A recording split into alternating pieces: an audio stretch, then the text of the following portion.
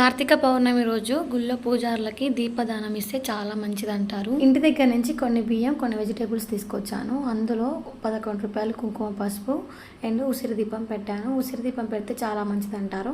Normal దీపం పెట్టుకోవచ్చు, పిండి దీపం కూడా పెట్టుకోవచ్చు. మన గోత్రనామాలు చెప్పేసి పూజారి గారికి అవి ఇచ్చేయాలి. ఒక పూజారికి ఒక పూటకి సరిపడా బియ్యం, కూరగాయలు ఇవ్వాలి. నెక్స్ట్ పుట్ట దగ్గరికి వచ్చాము. ఇక్కడ పుట్టనే కనిపిస్తలేదు, అంతగా నింపేశారు. కుంకుమ పసుపు పాలు ఎగ్స్ తో పాపం ఆ పాములు ఎక్కడ దాక్కున్నాయో భయంతో 3 నదుల సంగమం కృష్ణా నది.